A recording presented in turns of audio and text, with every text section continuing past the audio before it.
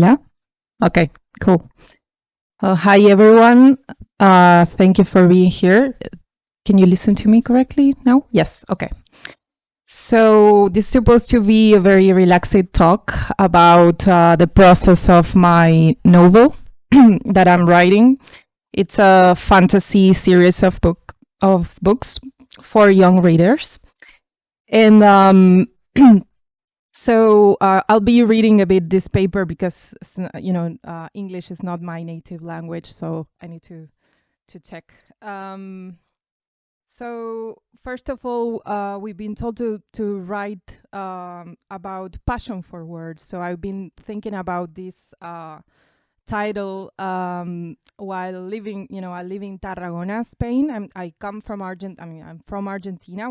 Was born in Argentina, but I live in Spain, and I live in a sea town, very isolated place. So I thought about this title, what could represent, and I think it's basically the reason why I'm here today. And in The Decay of Lying, Wilde presents an intriguing inversion of the Aristotelian principle, which is he argues that life imitates art far more than art imitates life, right? And so I thought, what would happen if the words we write became the key to unlocking events in our own lives? And how would we move through the world if we knew this? So it all begins several years ago when the germ of a story was born from my obsession with crystal gems, minerals, right? And with the biography of the German mystic Hildegard von Bingen. She has a book. It's called the Healing Stones, and she talks about using stones and minerals for healing. And she describes the properties of various stones and how they can be used to treat different ailments and diseases. And according to Hildegard, each stone possesses certain virtues and can influence people' physical and spiritual well-being. Right. So, well, the germ of the story became a bit more tangible during a conversation I had with a friend of mine. He's a great writer from El Salvador. He wrote a lot of books, and so we were talking. We were walking on the beach in a remote village in Spain, and we had this kind of conversation you don't have with everyone, right? Like those conversations that create stories, right? And in my case, at least, that's not something I can do with everyone. So to me, it was really special. So there's where the germ of this story started to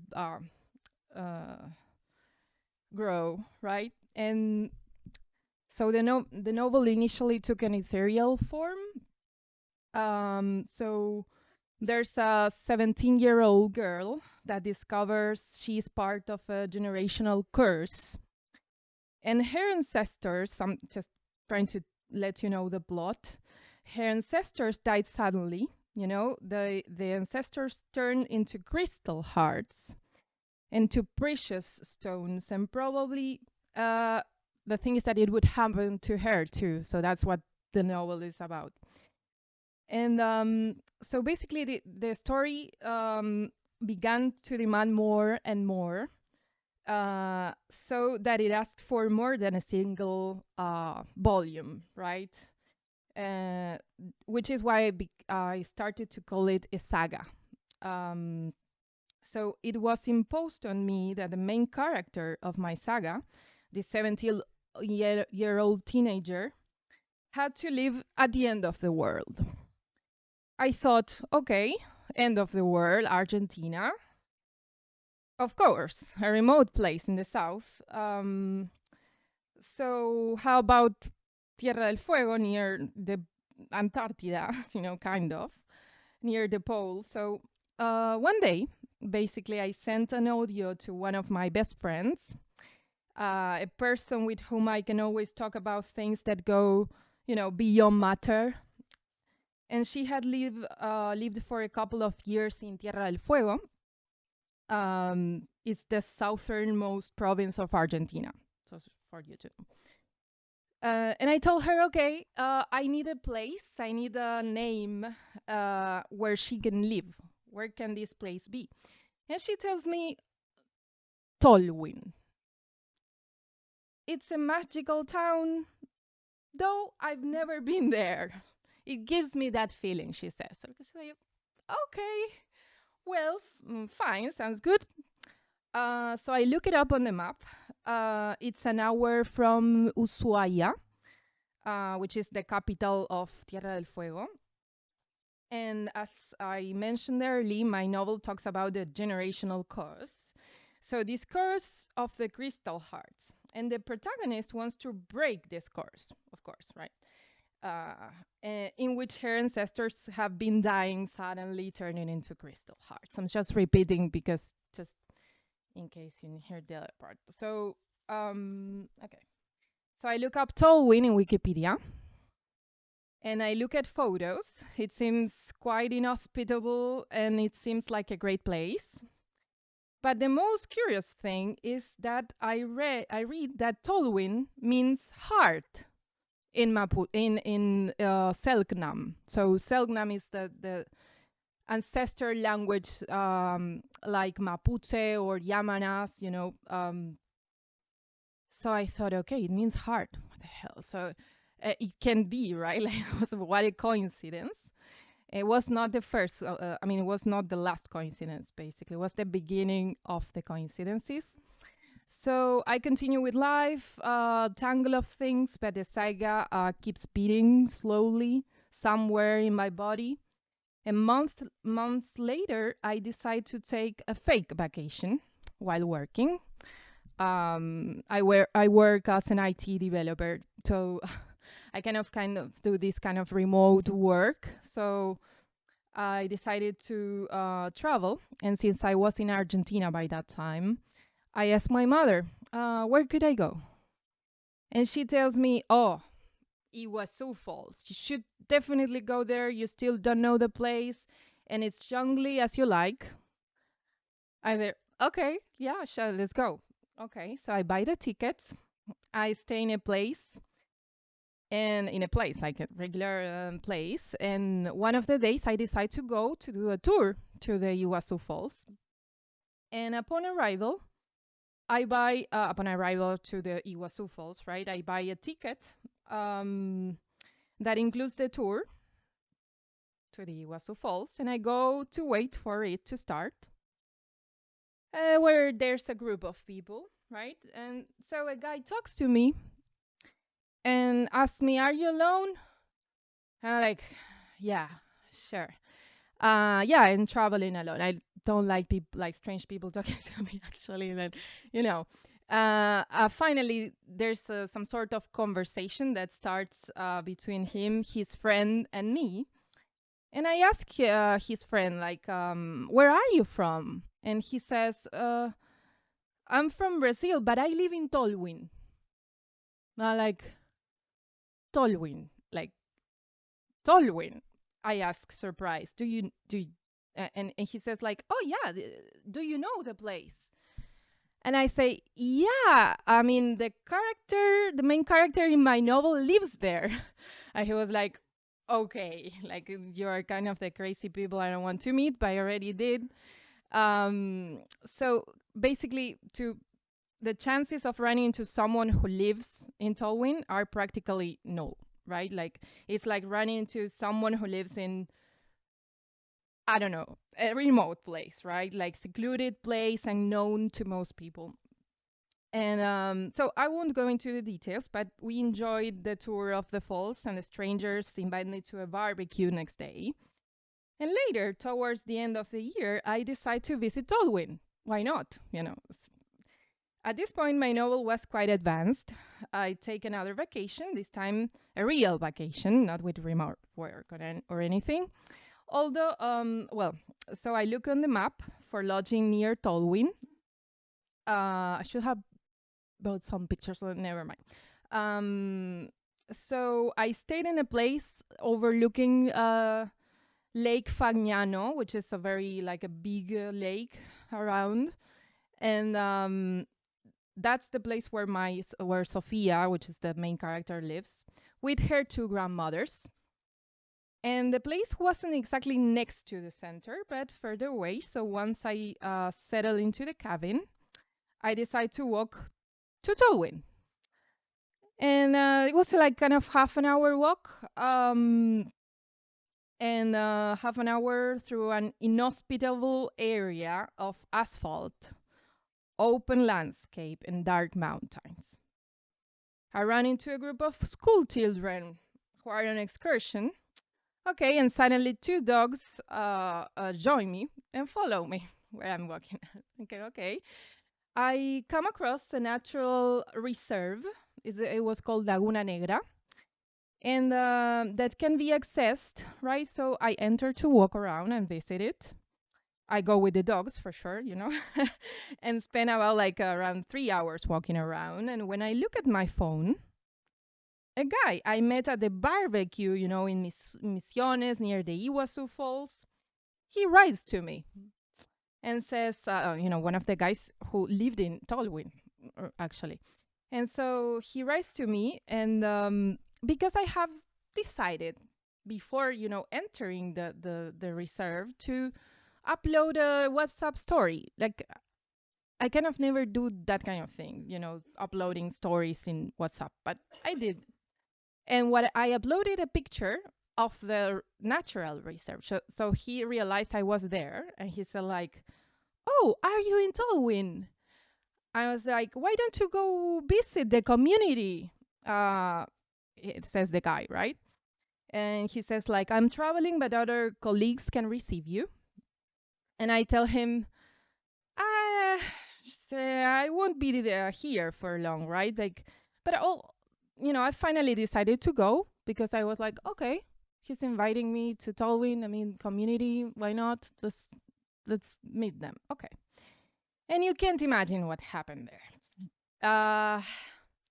So besides the fact that the experience was quite moving due to the shock, of meeting a group of people living in a community with quite particular internal norms that were not shared by the rest.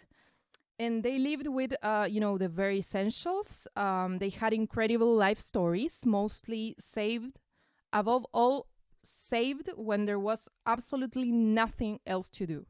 So they were like miracle people, right?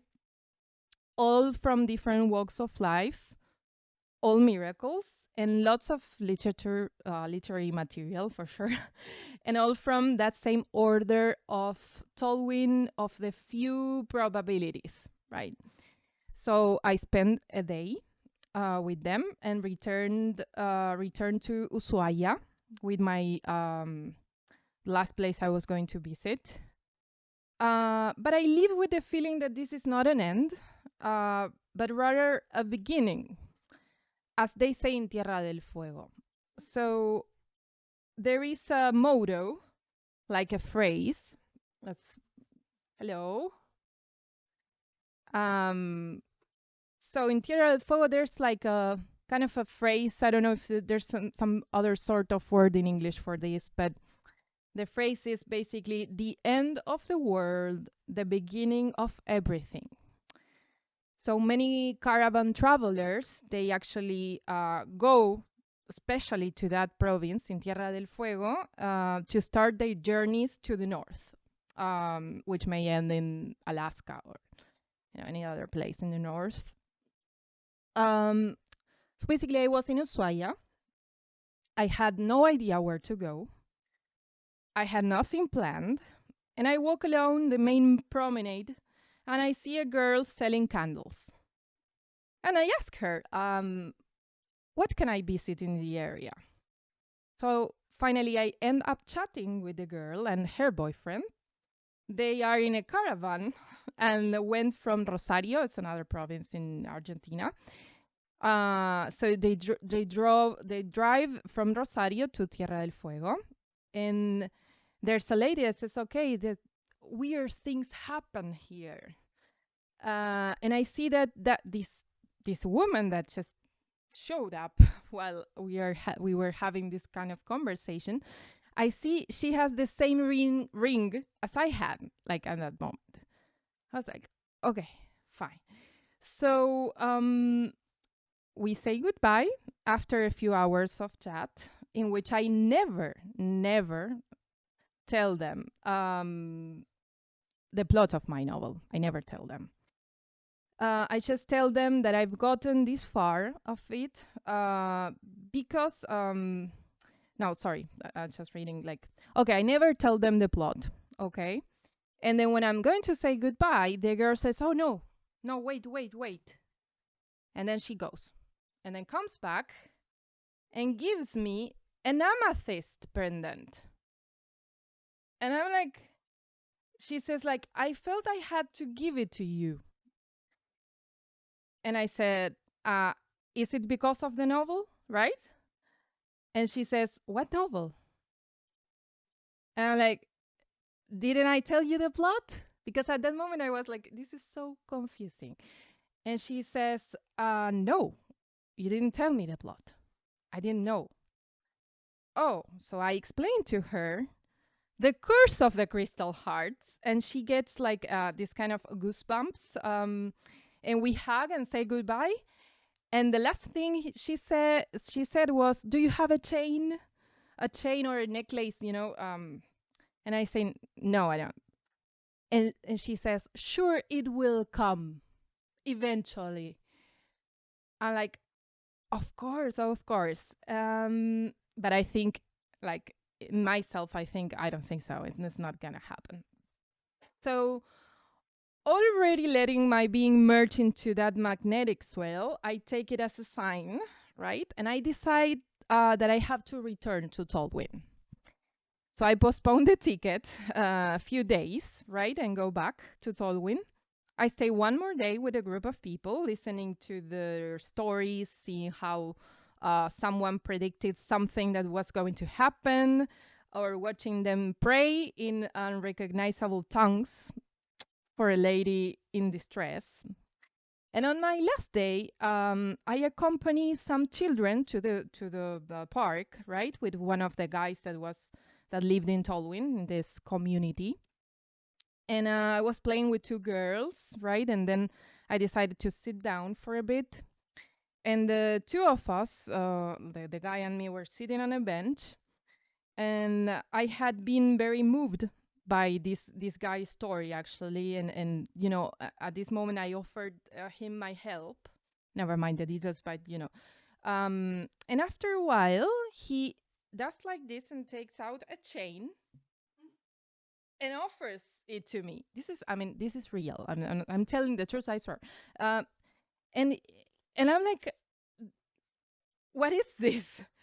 And so he says, this is for you. Oh, like I say, how crazy, you know, I was just waiting for a chain. And a girl gave me a pendant, you know, a few days ago. And he answers, oh, um, there's a girl over here that she just gave this necklace to me.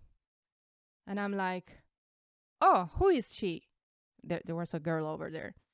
And he says, I don't know who is her. He says she's deaf mute, lives in the neighborhood. I know her by sight, but we don't know each other. Okay. Um, isn't it so strange, right? Like an unknown girl gives a chain to a boy she doesn't know either, and then that boy gives it to me. And the first thing is, this chain won't. The first thing I think is, okay, I have a pendant, I have a chain. They will never fit.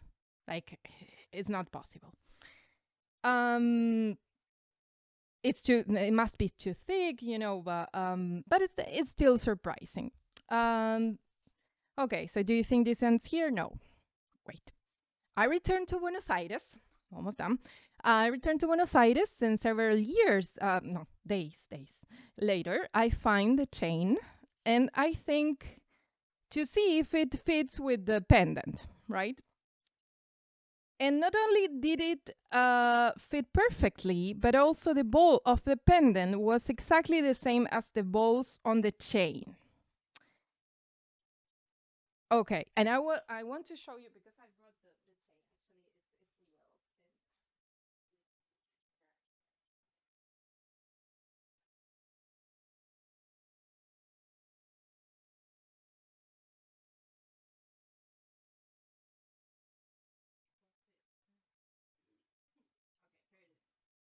So this is real, you know, and what I meant is like these balls here are exactly the same as this ball. So they are exactly the same. So okay, let me see where I am. Okay, so basically after seeing this, I say, okay, I have to keep writing my saga for sure. I need to keep writing my novel. This is the conclusion. I thought, okay, never told this group of people about my saga. So sometime later, some of the group of this community, you know, they were traveling to Buenos Aires, and I was living in Buenos Aires by that time, right? And they told me, oh, we're going to Buenos Aires. Do you want to meet? And I say, okay, let's do it. So we met in a fast food shop. Actually, it was a bit weird, and we bought some coffee. And there was this girl that I met. When I met her, I felt like she sounded to me like really familiar. She looks familiar. I don't know exactly why. And then we sit, right, like with the coffee, right? And I want to tell you that number 17 in my novel is really important as well. And because when Sophia, the main character, turns 17, you know, very strange things happen to her, right? And there are other symbolic events that are happening related to 17 number. So we have a watered down and hot coffee in a horrible fast food place. This girl, Maria, tells me how she got to Tolwyn. There was a curse in her family which came from her ancestors, and that somehow she would have tried to break.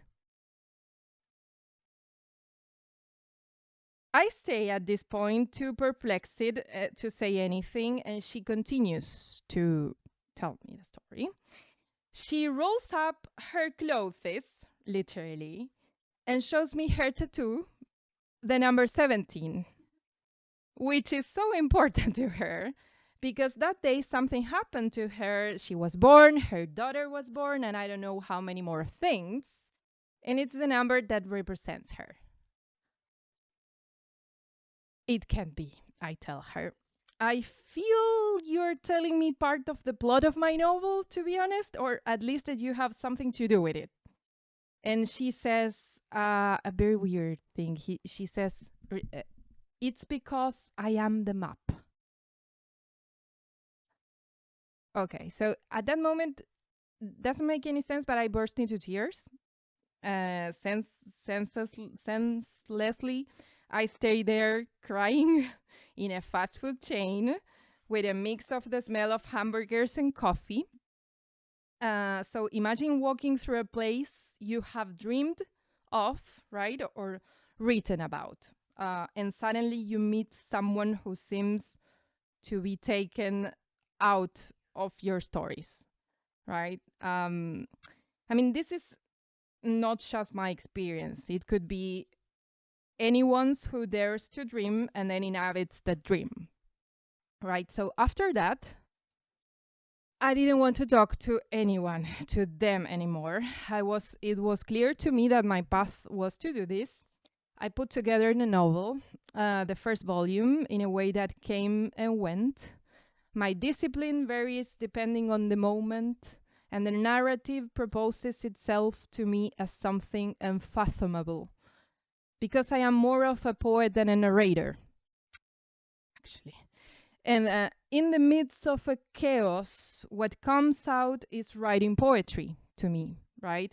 And in the midst of tranquility, space, calm, and routine, I can write narrative with the discipline of an office worker. My characters materialized, but then they faded when I set them aside. I returned again and again to the scenes, to the correction, to the structure. I reencountered my characters, and I reached a point where I almost finished the first volume. But I couldn't finish it. Always something in the middle, right? Like maybe another literary project, publishing a book of poetry, a move, a toxic relationship, why not? My grandmother, trips, and other issues. And just reaching the end, something happened, and I went back to the beginning to reread it, the novel, right? I seem trapped, even now, in a loop of blockade, right? But this it keeps beating. The characters are still there. They wait for me because there is little left. And I only have it clear when I talk about it. When a few times I tell um, what my novel is about, I usually avoid because of my shyness, I usually avoid talking about my novel in general. And then when I read a chapter to my mother, sometimes, she's the only one that actually knows about my novel, and my other friend writer. And now you, for sure, of course. Now I just decided to share it.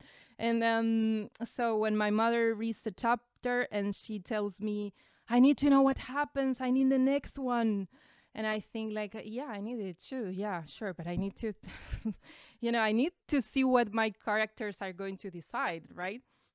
And one of the few times I tell what my novel is about is basically in Spain. I feel like a few months ago, after going to listen to a poetry reading with Colum, Kiernan, Magnus, and Jonas Sellenström. So other poets, right? In there was a poetry festival called Animal Sospechoso Festival de Poesía, and after the reading, we went for a beer, and we started a conversation. And I actually don't know how it was, and maybe that's something I should ask them because they're here. But I think Jonas asked me what my novel was about, and I started to talk about it, like for the first time to someone that I didn't even know. And maybe that's why perhaps the passion for words in that conversation, maybe that's why I was invited to like here. Who knows? Is that same passion what led me to run into someone from Tolwyn or to live those unusual experiences? So basically, the title of this talk is Word Mirrors, an Inverted Archaeology of Writing. And we have reached this point in the talk, and you may be wondering why, right? Like, why? So there's Yvonne Bordelois is an Argentine poet, essayist, and linguist that she was born in 1934. She has a book called Etymology of Passions, and there she talks about many issues, right?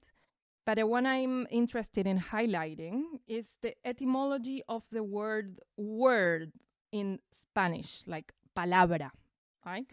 And in Spanish, palabra comes from parable, parabola. And she explains what this means, right? Like the trajectory of an object that is thrown from the self to a point in space. The mental journey from an experience to its verbal image. And I think in this case, everything I am telling, right, like demonstrates that it's also about the text to the experience.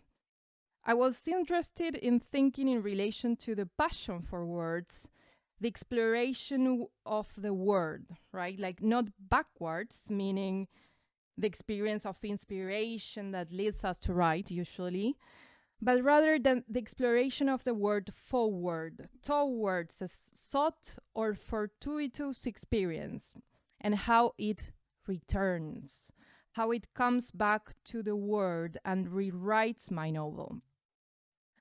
The words then that were sought are also the future of the search. Words are not only from past to present, but from present to future, and from future to past. When Bourdellois talks about the attempt at the etymology of passions, she talks about archaeology. She says that the idea is to find out if the knowledge from which the terms of passion emanated in the first stage holds some living and unknown message for us. And I set out to think about the same thing, but in an inverted way, right? What is an inverted archaeology? Looking forward and searching forward for that living message. It is true that we are inspired and we write, right? And something from life, a wind, a mystery, a flower, a ritual leads to writing. But what happens after you write? What are the things that happened to me through which I was discovering my own writing carved in universal time? Yes, I have found jewels after creating, from the created to a later experience with which I was able to resignify the writing.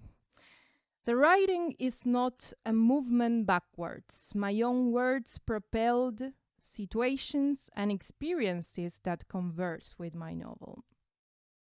So forward and backward, past and future, I thread my words. The chronology is pulverized and the experience rewrites me. We write and we are written to keep writing. And a few days ago, I visited this place for the first time, and I saw a big 17 in the entrance. And a few days later, Dominic mentioned to me that he always carries can I say that? He always carries a crystal gem heart in his pocket. And Column's favorite number is 17. So, to sum up, I think I am now ready to work on the end of my novel, always keeping in mind that, like Tierra del Fuego, the end is also the beginning. Thank you.